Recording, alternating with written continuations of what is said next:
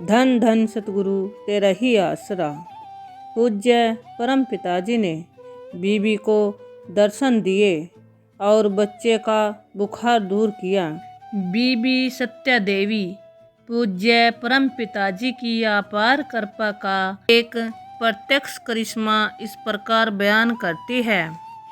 सन 1991 में उन्होंने अपना नया मकान बनाया। बीबी के मन में यह प्रबल इच्छा थी कि सतगुरु सच्चे पातशाह जी उनके घर पर पधारे, अपने पवित्र चरण कमलों के स्पर्श से उनके घर को पवित्र करे। एक दिन बीबी के पोते के लड़के को बहुत ज़बरदस्त बुखार हो गया। रात का समय था। कोई चारा न चलते देखकर प्रेमी बीबी का लड़का बच्चे को डॉक्टर के पास ले गया। डॉक्टर के कहने के अनुसार उन्होंने बच्चे को दवाई आदि दी, जिससे बच्चा कुछ ही देर में आराम से सो गया। परंतु थोड़ी देर बाद वह बहुत ही ज़्यादा तकलीफ़ महसूस करने लगा। उस वक्त बच्चे का शरीर बुखार से भट्टी के समान तपने लगा था। बीबी के बच्चे को अपनी गोद में ले लिया और कुल मालिक के पवित्र चरण कमलों में अरदास करने लगी। उस बीबी के दिल में वही प्रबल इच्छा थी कि सतगुरु सच्चे पातशाह जी उसके घर पर पधारें।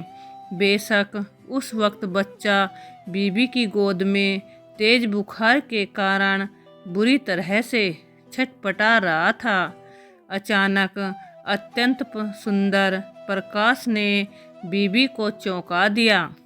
खूबसूरत प्रकाश के साथ कुल मालिक के दोनों स्वरूपों पूजनीय परम पिता शाह सतनाम सिंह जी महाराज तथा पूज्य श्री हजूर महाराज जी के खूब दर्शन हुए। अपने प्यारे सतगुरु के दर्शन करके बीबी बहुत खुश थी। उस दिन परिपूर्ण सतगुरु जी ने बीबी के नए मकान में अपने पवित्र चरण रखकर उसके अंतर हृदय की तड़प को पूरा कर दिया था। बच्चे की बीमारी का तो एक बहाना था, वास्तव में सच्चे पातशाह जी ने उस बीबी से किया वायदा पूरा करना था। शहंशाह जी ने फरमाया, बेटा ये 2 पट्टियाँ ले लो और बारी बारी से बच्चे के माथे पर रखते रहना। बच्चे का बुखार जल्दी उतर जाएगा। बीबी ने हजूर परम पिताजी के हुक्म अनुसार पट्टियाँ ठंडे पानी में भिगोकर बच्चे के शरीर पर रखनी शुरू कर दी। बस फिर क्या देर थी। शहंशाह जी की कृपा से बच्चे का बुखार उतरना शुरू हो गया। थोड़े से समय में ही बच्चे का बुखार बिल्कुल उतर गया।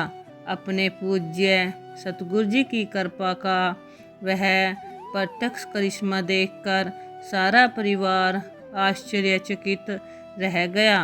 अंतर्यामी परम पिताजी ने उनके घर पर अपने मुबारक चरण कमल टिकाकर उनकी हार्दिक इच्छा को भी पूरा कर दिया था, जिससे सारा परिवार अत्यंत प्रसन्न था।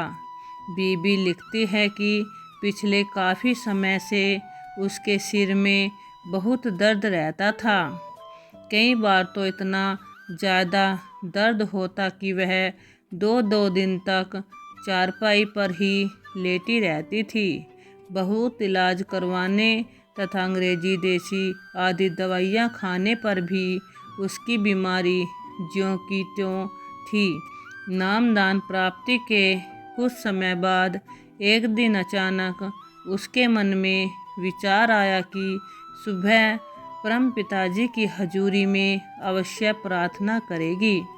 अगले दिन जब वह साध संगत में बैठी हुई थी, अपने सतगुरु कुल मालिक के दर्शनों तथा शुभ वचनों का आनंद ले रही थी, उस वक्त उसे अपनी उस रात वाली बात का ख्याल तक भी नहीं था, परंतु अंतर्यामी शहंशाह जी ने सत्संग के दौरान अपने पवित्र मुख वचनों के द्वारा उस बीबी के मन की उस उलझन का भी सुलझा दिया। पूज्य सतगुरु दातार जी ने फरमाया, भाई, जिन जीवों के सिर में दर्द की अक्सर ही शिकायत रहती है, तो वे 50 ग्राम शक्कर तथा 50 ग्राम खसखस को बारीक करके मिला ले। उस मिश्रण को 3 भागों में बांट ले। उसे हर समय अपने पास रखे। काम काज करते समय थोड़ा थोड़ा मुंह में डाल लिया करें। ऐसा करने से सिर दर्द खत्म हो जाएगा। सच्चे पातशाह जी के पवित्र मुख से अपने मन के प्रश्न का उत्तर सुनकर बीबी को अत्यंत प्रसन्नता हुई। इसी संबंध में बीबी ने प्रार्थना करने का निश्चय किया था, जो कि यहाँ दरबार में आकर भूल गई थी, परंतु मेहरबान सतगुरु जी ने बीबी के मन की बात को जानते हुए उसका हल बता दिया। बीबी ने अपने घर पहुँचते ही सतगुरु जी के नुस्खे के अनुसार वह मिश्रण तैयार कर लिया। हुक्म के अनुसार उसका प्रयोग करने लगी। बीबी बताती है कि कुल मालिक सच्चे पातशाह जी की कृपा से उसका वह दर्द बिल्कुल ख़त्म हो गया। फिर कभी भी उसके सिर में दर्द नहीं हुआ। यह भी सतगुरु पूज्य परम पिताजी की अपार रहमत का ही करिश्मा है। सतगुरु तो घट घट व पट पट की जानता है। वह सर्व सामर्थ, सर्वशक्तिमान, सर्वज्ञ है। यदि शिष्य सेवक को अपने सतगुरु जी पर पूर्ण भरोसा आ जाए तो सेवक को कुछ कहने की ज़रूरत ही नहीं पड़ती। उसके सभी काम अपने आप ही होते रहते हैं। सतगुरु जी स्वयं ही उसकी सभी मुश्किलों को अपने आप हल कर देते हैं। यदि खाती मित्र है और उसका घर में आना जाना भी है, तो उसका मित्र उसे अपनी टूटी चारपाई को मुरम्मत करवाने के लिए कभी नहीं कहेगा। उसके कहने से पहले ही वह उसे स्वयं ठीक कर देगा, क्योंकि वे लोग उसी चारपाई पर बैठते हैं। इसी तरह कुल मालिक सर्वसामर्थ सतगुरु जी कुछ भी मांगने की आवश्यकता नहीं पड़ती।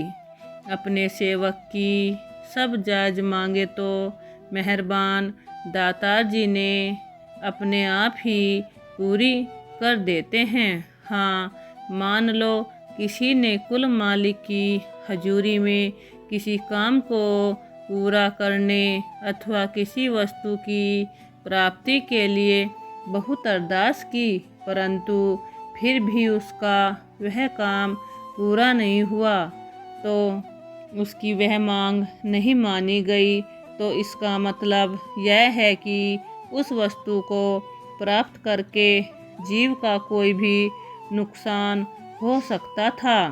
जीव उसे प्राप्त करके भोगों में प्रयोग करना चाहता है। माता अपने बच्चे को कभी भी जहर नहीं देती। सतगुरु का दर्जा तो माता से भी महान है। वह दोनों जहानों में अपने जीव की पूरी संभाल करता है। सतगुरु अपने सेवक का हमेशा ही भला चाहता है और भला ही करता है। धन धन सतगुरु तेरा ही आसरा।